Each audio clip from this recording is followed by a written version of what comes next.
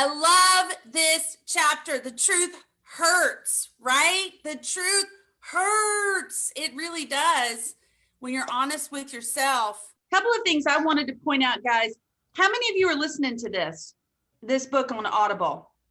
Okay, it's a little rough sometimes. It is, but you want to know something? The cool thing about it, I don't know about you. I love the book, but I love the conversation between David Goggins and the narrator. To me, that's where the best stuff comes in. And it was so cool. I was listening to it this morning and I was so excited about it that I got pulled over doing 67 and a 45. I did get a warning. Thank you. Thank goodness. Corey and Zach and I have already had a conversation around that. And but I was listening to this. I was so excited about what he said. As he says, your mind always has the tactical advantage. So we talk about, Deanna, we talk about our mind having he talked about the mind having the tactical advantage. It has the tactical advantage because it knows your fears. It knows your insecurity. It knows what's going on under the skin, which is what Zach was just talking about. And so David Goggins has this accountability mirror like Corey has in his office. If you think these two guys aren't living some of the principles in this book, it's why I have them on here, because they're authentically in it, is that when you look in that mirror, you've got to look at yourself and say, you are fearful. You are insecure.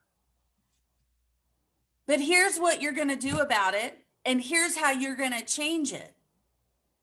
And take away the tactical advantage that your mind has. You know, Joyce Meyer, many of you know that I love listening to Joyce Meyer, and she has a book, a famous book. And if you've never read it, it's called The Battlefield of the Mind. And it's because what shows up in your life is usually the battle going on in the 6 inches between your ears. It's usually the battle going on within the 6 inches between your ears. And so what David Goggins is talking about here is he's saying, look, guys, you got to take the tactical advantage away from your mind, because it knows. It knows. It knows when you don't come in and you're not lead generating. It knows when you're not getting done what you need to get done. It knows that you don't feel good about the way you look. It knows that you don't feel good about the way you're eating. It knows if you're not feeling good about showing up authentically with your spouse or your partner because, you're not being honest or whatever it is. It knows. And he's saying, look yourself in the mirror and just tell yourself what your brain already knows and remove that tactical advantage. Once you recognize those things you need to change, then give yourself props in the mirror for making the change.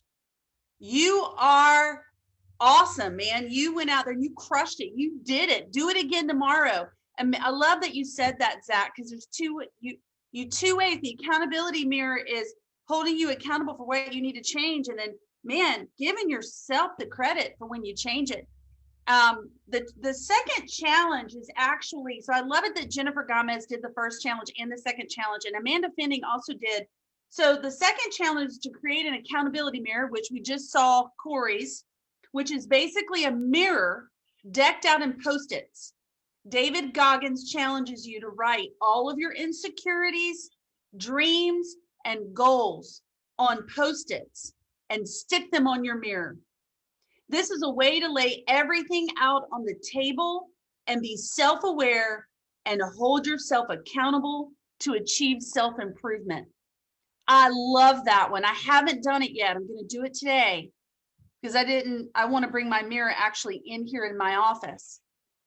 And I'm going to do it today. And I love that because, and not only your insecurities, but your dreams, your goals.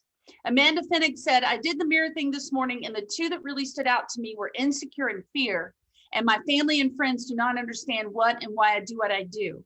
The quote he said in the book that really stood out to me was, we live in a world with a lot of insecure, jealous people. Some of them are our best friends. They are blood relatives. Failure terrifies them.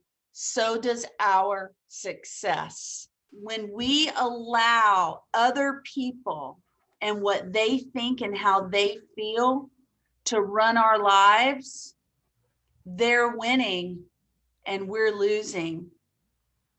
But really, that's what we think, but really we're both losing. We're both losing, right? And I love it because one of the things that Diana Kokoska, and she's my mentor, and if you don't know who she is, please look her up, listen to, I mean, she's just amazing. And she says, it's none of my business what other people think of me. What do you think she means about that? What does she mean by that? It's none of my business what other people think about me. Who cares? Who cares? Right. It's tough. That's tough though. That's really, really tough. Right. I want to be liked. I want people to like me. You know, I try to like fly under the radar, but you know, that's a tough thing. It is tough. Corey, I know what's Corey. that saying- Corey, Go what's ahead. that saying in your office, Corey? That saying, avoid the noise. Mm-hmm. That one. He has that right above his door. Avoid the noise. Avoid the noise. There's a many times when Corey's been in coaching with me and Corey will say something. I'm like, who cares? And Corey's like, I know, I shouldn't care. And I'm like, who cares? In the book, Corey helped me yesterday. Yeah. I pulled Corey aside. We were talking about something, and he just looked at me. He's just like, "Who cares what they think?" He's like, and I was like, "You're right. Thank you." I needed to hear that once in a while. As much as we're engaged in this book and everything else, it's like once in a while you need someone. You know, that's you surround yourself like that's where Corey's kind of my sounding board. Where he just like, "Heck, who cares?" And I was like, "All right, you're right. Thank you." I needed to hear that.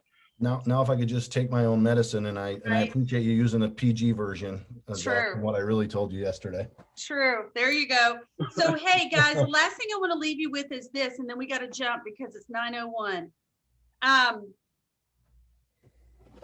David Goggins says at the end, the last sentence he says, this is not in the book, this is on the Audible.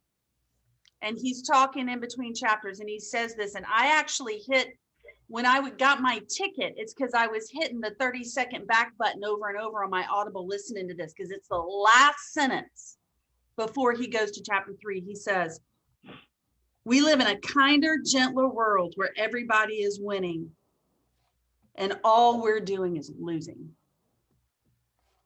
Everybody gets a trophy. We're kind to each other. We don't want to tell each other the truth. We don't want to hurt each other's feelings. And all we're doing is losing. Think about that. All right, we're in chapter 2. So by now you should have gone through challenge number 1, which is grab a journal and write down everything about the bad hand you were dealt in life. Write it all down in detail, and then write down the present day factors that are limiting your potential and your growth. If you haven't done that, please, as Jennifer will tell you, this is a cleansing exercise, and I'm going to put the link in the chat box here. That's an article where you can just download it and get all the challenges right there. So download it before I bounce off here. The second challenge today is to get a mirror and have the accountability mirror like Corey has in his office. I'm so excited. I ordered mine on Amazon. I can't wait for it to get here. And you put your Post-it notes and you stick them on your mirror, right? All the challenges, you write all your insecurities, your dreams, your goals. And every time you reach one of your goals, you remove that Post-it note from the mirror. Tomorrow, we're going to hit challenge number 3. And challenge number 3 is to develop a calloused mind. Develop a calloused mind. Okay?